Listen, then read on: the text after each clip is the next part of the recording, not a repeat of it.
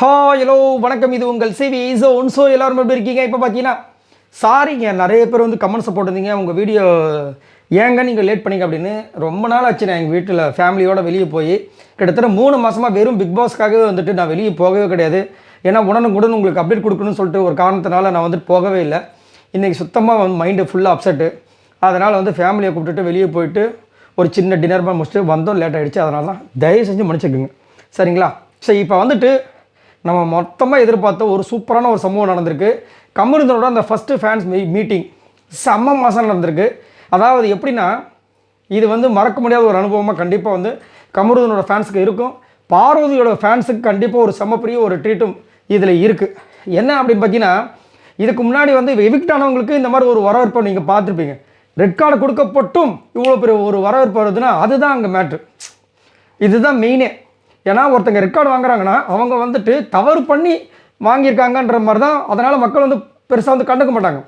ஆனால் இங்கே தவறு நீங்கள் சொன்னாலும் நாங்கள் இருக்கோம் ஃபேன்ஸுன்னு சொல்லிட்டு அங்கே வந்து நிற்கிறாங்க பார்த்தீங்களா, அதுதான் விஷயம். அது இன்றைக்கி கமருதீனுக்கு கிடைச்சதில் உண்மையிலே எனக்கு ரொம்ப ஒரு சந்தோஷம். ஏன்னா அந்த அளவுக்கு அளவு கடந்த ஒரு அன்பை வந்து கமருதீன் மேலே வச்சுருக்காங்க.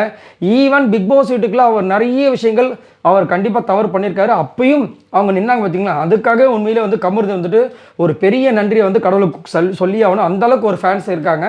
அவங்க நண்பர்கள், கமருதீன் நண்பர்கள்லாம் உண்மையிலே ரொம்ப வந்துட்டு கமருதீன் ரொம்ப கொடுத்து வச்சவர்.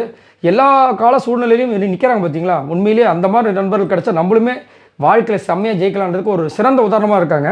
செம்மையாக தார தப்பட்டெல்லாம் இப்படி கிழிஞ்சு தொங்குற மாதிரி இருக்குது. ஃபேன்ஸ் அவ்வளோ பேர் வராங்க. குழந்தைங்களாம் வந்து செல்ஃபி எடுக்கிறாங்க. அதுக்கப்புறம் வந்து மாலையை போடுறாங்க, மரியாதை பண்ணுறாங்க, ஆரத்தி எடுக்கிறாங்க, கேக் கட் பண்ணுறாங்க. அட்டடா கேள்விகளை வந்து தொடுக்கிறாங்க. அதுலேயும் வந்துட்டு கானாவனத்துக்கு ஒரு அடியை போட்டு விடுங்க பணப்பெட்டி எடுத்ததுக்கு அப்படின்ற மாதிரி ஒன்று. அப்போ வந்து பார்வதி பற்றி ஒரு விஷயம் போச்சு. பார்வை பார்த்தீங்களா, பார்வை விட்டுறாதீங்க ப்ரோ அப்படின்னு ஒரு விஷயத்துக்கு நான் விடமாட்டேன் அப்படின்னு ஒரு விஷயம் வந்துட்டு அங்கே ஒரு சம்பவம் நடந்துச்சு. செம்மையாக இருந்துச்சு. இன்னும் அப்போ வந்து போக போக வந்து நம்ம பார்வதியும் வந்து இந்த மாதிரி ஒரு ஃபேன்ஸ் மீட் வைப்பாங்கன்னு நினைக்கிறேன். செம்ம மாதம் இருக்கும்.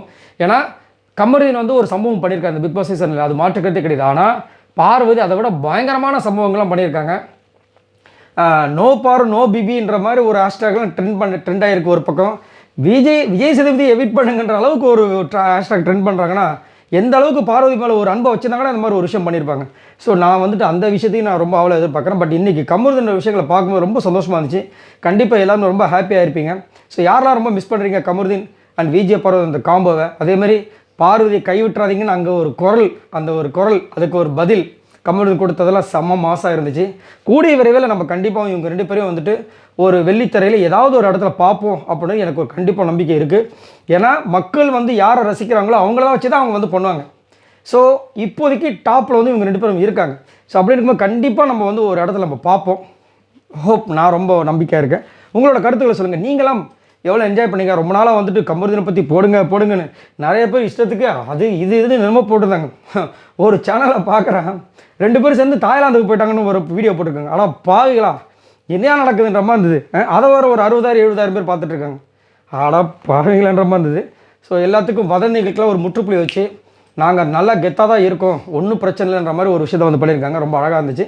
இதை பற்றி உங்களோட கருத்துக்களை சொல்லுங்கள். பாய் நண்பர்களே.